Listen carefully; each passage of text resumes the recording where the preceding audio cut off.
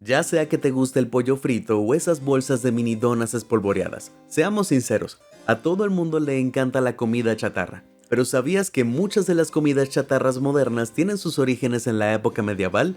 Y en aquel entonces no eran siempre tan apetitosas. Desde las protopizzas hasta las tartas de anguila, viajemos al pasado y exploremos cómo era realmente la comida chatarra medieval.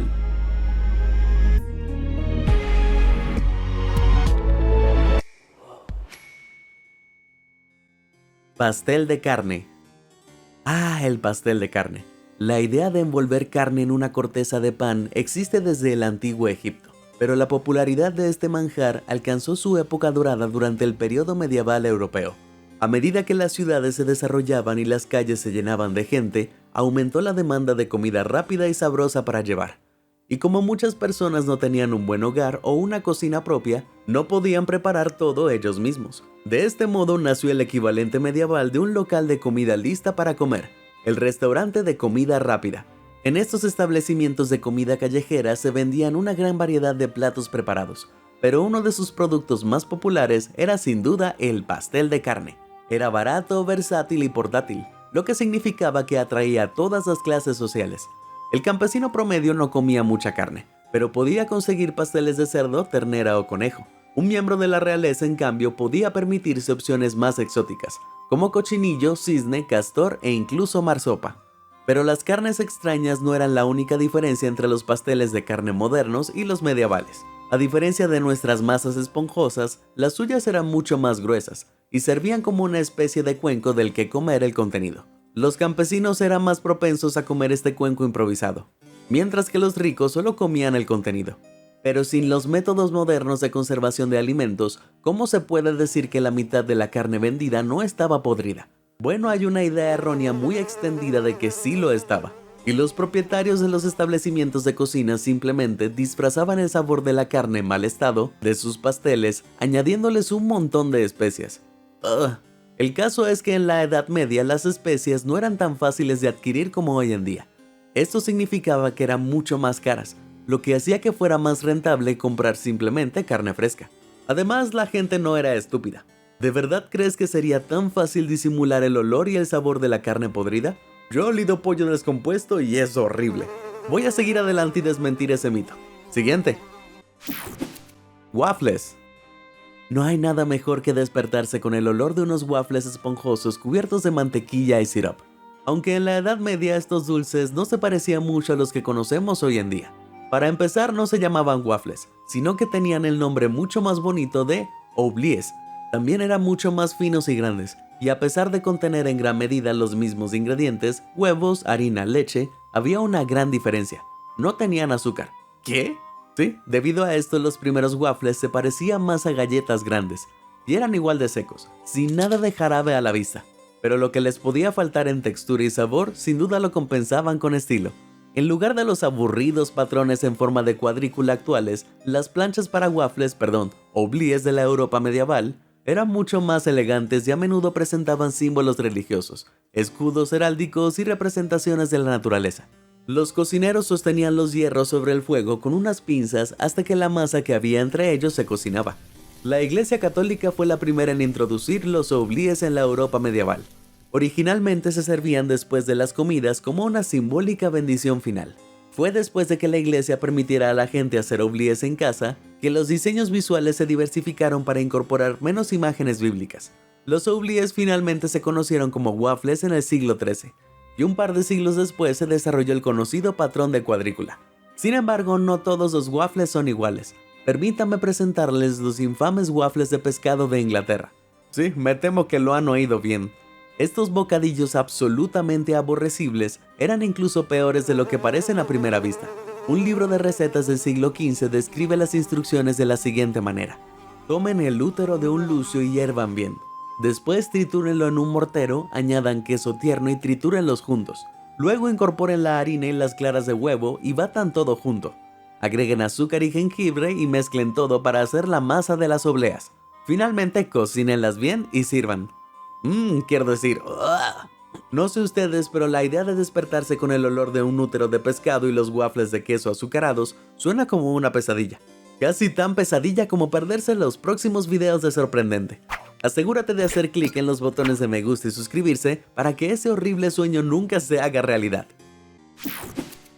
Pizza.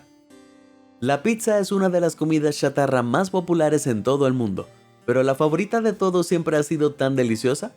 Bueno, la pregunta es difícil.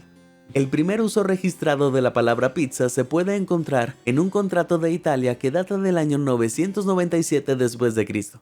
En él, un obispo local concede acceso a tierras con la estipulación de ciertos pagos, incluyendo que el inquilino le proporcione, 12 pizzas cada Navidad y Pascua. ¡Wow! Ojalá mi casero se contentara con un par de docenas de pizzas al año. Aunque sabemos cuándo aproximadamente se convirtió la pizza en un término, no está tan claro cómo era exactamente esta delicia en el siglo X. Ciertamente no habría sido nada parecido a una Domino's. Nah, es más probable que haya sido un simple pan plano con algunos ingredientes como aceite de oliva y hierbas. Definitivamente si me lo preguntas. Avanzamos unos cientos de años hasta el siglo XV y tenemos una idea mucho mejor de lo que había llegado a significar el término. Las recetas italianas de la época describen una masa hecha de harina, agua tibia y grasa de cerdo. Una vez horneada se le pueden añadir semillas de hinojo, almendras, nueces, azúcar o miel. Bastante alejado de lo que tú y yo llamaríamos pizza, ¿no? Lo que definitivamente no tenían eran tomates. Sí. Esta fruta del Nuevo Mundo no estaría disponible en Europa hasta que los marineros españoles la trajeron en 1521. Y el queso no se popularizaría hasta 1889. ¿De acuerdo? ¿Qué opinas? ¿Probarías una pizza de miel y almendras? Cuéntamelo en los comentarios. Galletas. Galletas. Me encantan, pero Dios mío, son muy malas para mi cintura. Sin embargo, en el siglo XII las recetaban para curar enfermedades. No, en serio. Una receta de esa época escrita por la estimada monja alemana Hildegard de Bingen se llama Galletas de la Alegría. Ella afirmaba que las galletas disipaban el mal y la melancolía del alma. ¿Las galletas tienden a disipar la melancolía de mi alma? Claro, pero Hildegard era una reconocida curandera. Al añadir especias como nuez moscada, canela y clavo, creía que esta combinación ardiente liberaría los sentidos y crearía una disposición feliz. El tipo de trigo que utilizaba también era clave, espelta, que ahora sabemos que es muy saludable. Teniendo en cuenta que la vieja Hildegard acabó viviendo hasta la edad de 82 años, me inclino a pensar que estaba en lo cierto. ¿Es esta una excusa para comer tantas galletas con chispas de chocolate como quieras? Me temo que no. Las galletas de la alegría no contienen azúcar, mantequilla, huevos ni levadura, lo que las hace amargas y sí, mucho más sanas que las galletas modernas. Si me las sirvieran, las llamaría galletas de la inmensurable decepción. My disappointment is immeasurable. And my day is ruined. Estofado perpetuo. Corre el año 1389 y te acabas de sentar en la posada local. El dueño se acerca y pides algo de comer. ¿Qué te sirven? Hoy podrías pedir una hamburguesa con papas fritas, pero en ese entonces habrías tenido muchas más posibilidades de disfrutar de un espeso estofado. Uno que probablemente haya estado cocinándose durante semanas o incluso meses. Pero espera, escúchame. Una olla de sopa que se cocinaba continuamente o estofado perpetuo era una comida popular en toda la Europa medieval. Aunque la idea de comer alimentos que podrían haber estado en el pasado puede resultar aterradora, en realidad es mucho más seguro de lo que parece. Las bacterias no pueden sobrevivir a temperaturas superiores a los 77 grados Celsius, lo que significa que mientras el estofado se mantenga a fuego lento, no podrá crecer nada desagradable. Por supuesto, no se pueden mantener los mismos ingredientes cociéndose durante días sin que se estropeen. Pero como la comida se vierte y se saca constantemente para servir, es casi imposible que algo permanezca en la olla el tiempo suficiente para que caduque. Esta constante adición de nuevos ingredientes también ayuda a mejorar el sabor, lo que hace que el estofado sea más rico y complejo. Mientras que en la época medieval se solía vaciar y limpiar una olla para la cuaresma, los cocineros modernos han logrado mantener los guisos listos durante décadas. Siempre que se cambie su contenido con regularidad y se agregue líquido, una sola olla podría hipotéticamente continuar preparándose para siempre. Imagínate llamar al servicio de habitaciones hoy y recibir una sopa con más edad que tú. Panqueques. En lo que a mí respecta, cualquier día es bueno para comer panqueques, pero estoy seguro de que estarás de acuerdo conmigo en que ningún día es tan bueno como el martes de carnaval para comer un montón de estas delicias. ¿Por qué? Como habrás adivinado, se remonta a la Europa medieval. Durante toda la Edad Media los cristianos ayunaban durante la Cuaresma, el periodo de 40 días antes de Pascua. Esto significaba que no podían comer carne ni otros productos animales como mantequilla y huevos durante todo ese tiempo. Así que el día antes de la Cuaresma, el martes de Carnaval, la gente se daba el gusto de comer esos manjares que pronto estarían prohibidos. Uno de los caprichos más populares era un montón humeante de panqueques. En muchos sentidos, estas deleites de la vieja escuela no eran muy diferentes de las de hoy. Se mezclaban huevos, harina, mantequilla y leche para formar una masa y se cocinaban en una sartén con aceite caliente. Solo que en lugar de grandes cantidades de almíbar y tocino, la gente podía añadir vino, hierbas o albóndigas.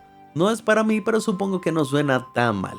Pero una adición popular acarreaba consecuencias mortales sin que nadie se diera cuenta: las tanacetas. Las tanacetas son plantas herbáceas parecidas a los helechos a las que se le atribuían propiedades medicinales. Por eso la gente molía un puñado de flores y añadía su jugo a la masa. Había un pequeño problema: los tallos de tazanetas son venenosos. Y no me refiero a venenos que provoquen dolor de estómago, sino a daños en el hígado y el cerebro. Incluso hay historias de personas que perdieron la vida por tan solo 10 gotas de aceite de tanaceta. Y lo que aún es más descabellado, la gente ni siquiera se dio cuenta de esto hasta hace relativamente poco. Se seguía añadiendo tanaceta a los panqueques hasta principios del siglo XX. Bueno, al menos tengo un as bajo la manga por si mi madre me molesta el próximo día de panqueques. Natilla. Para cualquiera excepto para los más ricos e influyentes de la época medieval, algo tan decadente como una tarta de nata sería una quimera. Esto se debe a que, a diferencia de hoy, el azúcar era un producto mucho más caro en Europa, y la naturaleza precisa de su preparación no se prestaba a la cocina de un campesino. Pero digamos que te han invitado a cenar con el rey. ¿Qué podrías esperar antes de dar el primer bocado a la mezcla de huevo y leche? Bueno, es posible que notes un sabor ligeramente extraño. No te preocupes, se debe solo al tuétano. Espera, ¿qué? Sí, has oído bien. Pero en realidad no es tan asqueroso como te imaginas. Verás, a algunas recetas se le añadiría médula ósea para aportar más grasa al plato, derritiéndose como si fuera mantequilla. En realidad, es un añadido realmente sabroso. Aunque estamos acostumbrados a ver natillas amarillas y blancas, los ricos de la Edad Media también las disfrutaban en rojo y negro, y en lugar de colorantes artificiales, utilizaban sándalo y sangre hervida respectivamente. Si el sonido de las natillas con huesos y sangre te hace cosquillas en las papilas gustativas, te habría encantado pertenecer a la élite medieval, con muchas tartas de natillas servidas en las fiestas reales. Yo seguiré con las instantáneas del súper. Gracias. Tostada francesa. Esto puede resultar chocante para muchos de ustedes, pero la tostada francesa, el icónico refrigerio para el desayuno, en realidad no es francesa. De hecho, la idea de tomar pan mojado en huevo y freírlo en mantequilla o aceite existe desde la antigua Roma. Sin embargo, realmente despegó en toda la Europa medieval, probablemente debido a lo barato y simple de su preparación. Pero no todas las recetas suenan tan deliciosas como las que tú conoces. Una del libro de cocina inglés del siglo XIV, The Form of Cury, implicaba remojar el pan en vino, freírlo en grasa y servirlo con semillas de cilantro confitadas. ¿Vino? ¿Semillas de cilantro? ¿Soy solo yo o eso suena repugnante? En Francia las cosas eran más reconocibles, con una versión del año 1300 casi idéntica a su equivalente moderno, salvo que se freía en manteca de cerdo. También se añadía agua de rosas a algunas recetas, algo que ahora nos suena extraño pero que era bastante común en aquella época. Lo más extraño es que esta tostada francesa perfumada puede haber sido servida con azúcar junto con platos salados como carne de caza. Sí, yo paso. Pan de jengibre.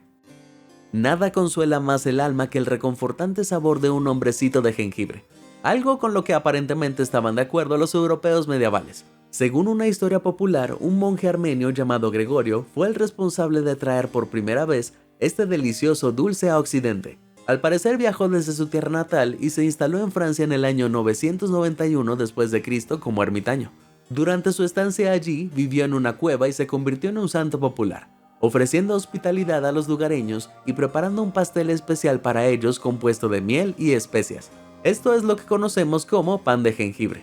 No sabemos con certeza hasta qué punto es cierta la historia, pero sí sabemos que esta forma primitiva de pan de jengibre no se parecía en nada a las piezas resistentes con forma de personas a las que estamos acostumbrados. Es probable que el pan de jengibre de Gregory fuera más parecido al Lebkuchen, una forma alemana temprana creada por los monjes de Franconia en el siglo XIII.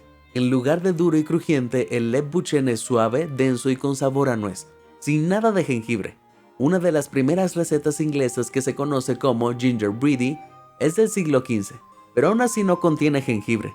Sí tiene miel, azafrán, pimienta, pan rallado y canela, lo que lo convierte en algo que solo los ricos podían permitirse.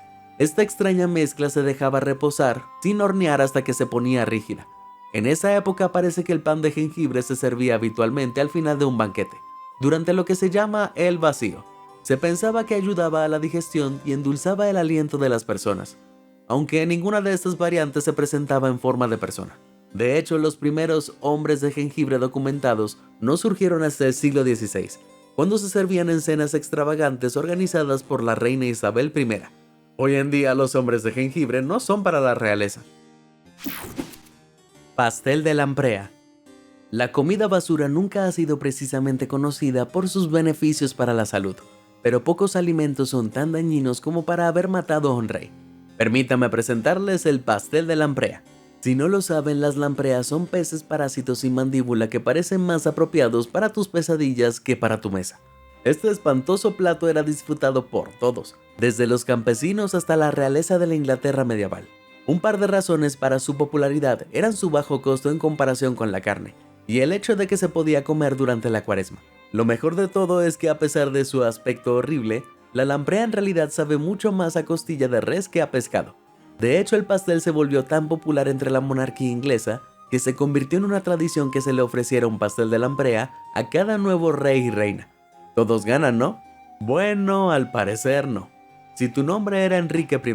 Varias personas, incluido Charles Dickens, han documentado que el monarca murió de indigestión y fiebre provocadas por engullir demasiados de estos peces chupadores de sangre. Es cierto que la lamprea puede ser venenosa si no se prepara adecuadamente, pero se sabe que muchos reyes se excedieron con ella sin problemas. Una investigación reciente sugiere que es más probable que Enrique haya muerto de una infección repentina que de adicción al pastel de lamprea. Si esa buena noticia te ha motivado a salir y comprar un poco, me temo que no estás de suerte. Debido a la degradación de su hábitat, lamentablemente las lampreas se han vuelto cada vez más escasas en Europa. Tal vez la próxima coronación podría comenzar con regalarle al rey un cubo de pollo frito.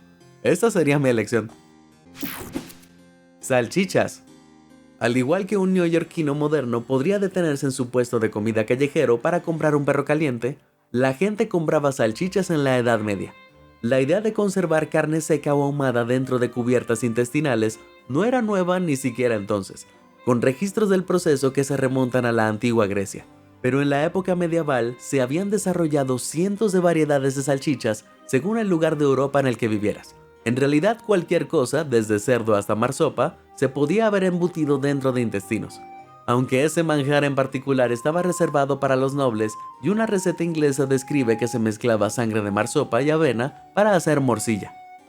Preferiría haber vivido en Alemania, donde se conformaban con la bratwurst. La receta más antigua conocida de este clásico alemán data de 1432, y curiosamente las directrices gubernamentales de ese año establecen que cualquier fabricante de salchichas que no utilice la carne más pura será multado con un día de salario. Así que había cierto control de calidad a pesar de lo mucho que ha pasado. Con imágenes contemporáneas de la elaboración de salchichas que sobreviven en toda Europa, está claro que era una comida muy popular. Y a diferencia de mucha de la comida rápida que aparece en este video, se ha mantenido relativamente sin cambios a lo largo de la historia. Esto demuestra que no se puede retener una buena salchicha. Lo siento, eso salió mal. Tarta de queso. La cheesecake o tarta de queso existe desde hace mucho tiempo. Incluso se sirvió a los atletas griegos durante los primeros Juegos Olímpicos. Pero este cremoso manjar realmente cobró importancia en la Edad Media. La sambocade, un dulce popular del rey Ricardo II en el siglo XIV, se considera una de las formas más antiguas de tarta de queso en Inglaterra. A diferencia de su contraparte griega, que utilizaba un tipo de queso de cabra llamado misidra, la sambocade utiliza requesón. También se le añade una corteza, lo que establece el estándar para todas las tartas de queso de allí en adelante. Y como estamos hablando de la Edad Media, los chefs solían añadir un poco de agua de rosas y flores de saúco secas. Por lo que es aún más extraño es que un libro de cocina contemporáneo recomienda específicamente el postre a, digamos, las mujeres de la noche. Ok. Supongo que nunca es un mal momento para una tarta de queso, pero un cigarrillo es más convencional después de ese tipo de cosas. Huevo falso. Hemos hablado de las restricciones dietéticas durante la Cuaresma, pero es difícil describir lo restrictivas que habrían sido para la persona promedio en la Edad Media. Hartos de no poder comer carne y productos lácteos, algunos chefs recurrieron a imitar los alimentos prohibidos lo mejor que pudieron. Aquí entra en escena el sorprendentemente popular huevo falso. Un libro de recetas de 1430 indica a los chefs que llenan una cáscara de huevo vacía con una mezcla de gelatina a base de leche de almendras alrededor de un centro de almendras crujientes. Luego tiñen el medio de amarillo con azafrán y jengibre. No sé qué piensan ustedes, pero a mí eso realmente no me parece un huevo. En absoluto. En cuanto a la textura, se habría parecido más a la comida para bebés. Aún así, era popular. Eso se debe a que la gente estaba desesperada durante los días de ayuno por algo que se pareciera a su dieta normal. Algunos chefs tomaban salmón rosado y huevas de lucio blanco y las unían para crear una imitación de tocino. Tengo muchas dudas de que realmente supiera a tocino. Otros chefs fueron un paso más allá y recomendaron cocinar delfines a pesar de que técnicamente son mamíferos. ¡Cielos! Un pobre estudiante del siglo XV escribió lo siguiente: no vas a creer lo cansado que estoy del pescado, porque no he comido nada más que pescado salado esta Cuaresma, y me ha producido tanta flema que me tapa la garganta y apenas puedo hablar ni respirar. Apuesto a que te alegras de vivir en la época moderna, ¿no? Pretzels. Tanto si te gustan los pretzels de tamaño de un bocado como si son grandes y con aderezos, este bocadillo salado ha sido alimento básico no tan saludable en la dieta alemana durante siglos. De hecho, muchos creen que sus orígenes se remontan a principios de la Edad Media, alrededor del siglo VII. Según la leyenda, un monje italiano creó los pretzels para dárselo a los niños como premio para aprender sus oraciones. Se cree que los icónicos 3 agujeros representan el símbolo cristiano de la Santísima Trinidad: el Padre, el Hijo y el Espíritu Santo. Ya sea que se originaran en Italia o no, para el siglo XII los pretzels ya se habían arraigado en la cultura de la repostería alemana. Parte de la razón por la que se generalizaron es lo fáciles y económicos que son de hacer. Cocinados con una simple mezcla de agua, harina y sal, se podían preparar y comer en cualquier momento del año, por cualquier persona, incluso durante la Cuaresma. En su apogeo cultural, los pretzels incluso se usaban como amuletos de buena suerte. Durante las ceremonias de boda y los novios los partían como hacemos ahora con los huesos de la suerte. Es sorprendente lo poco que han cambiado estas delicias de masa a lo largo de los años. Si fueras a la panadería ahora y compraras uno, sería como mirar atrás en el tiempo. No literalmente, claro. Ya sabes a lo que me refiero. Macarrones con queso. Macarrones con queso, el estándar de oro en el mundo de la comida chatarra, al menos en mi humilde opinión. ¿Pero existía esta santa macarronería para nuestros antepasados medievales? La pasta en sí se remonta a la antigua China y Grecia, y sabemos que se comía en Italia desde al menos el siglo IV a.C. Sin embargo, no fue hasta la Edad Media cuando realmente ganó popularidad en toda Europa, y hacia el final tenemos nuestro primer sabor a macarrones con queso, o al menos algo así. Una receta italiana del siglo XIV para, de lasanis, requiere cuadrados de pasta cubiertos con queso rallado. Como sugiere el nombre, esto se parece más a la lasaña que a los macarrones con queso que conocemos, pero no se aleja tanto. Un poco más tarde, una versión alterada del plato llamada macros llegó a Inglaterra. Esta receta usa hebras de pasta en lugar de láminas, junto con queso rallado y mantequilla. Simple, claro, pero no se puede negar que suena bien. Y debido a lo barato de los ingredientes, podemos asumir con seguridad que este era un plato que comían tanto las clases bajas como las altas. Se sabe que en los siglos posteriores al siglo XIV los macarrones se convirtieron en una comida callejera cada vez más popular, especialmente en Nápoles. Allí los más pobres de la sociedad comían de pie tiras de este producto con las manos, a menudo atrayendo a una gran multitud para presenciar la rareza. Se habrían vuelto locos si les hubieran hablado de craft. Miren, llegamos al final del video. ¿Cuál de esas comidas chatarras medievales es la que menos quisieras probar? Si te sorprendió toda esa información, házmelo saber en los comentarios del video. Y nunca dejes de sorprenderte. Muchas gracias por ver y suscríbete a Sorprendente.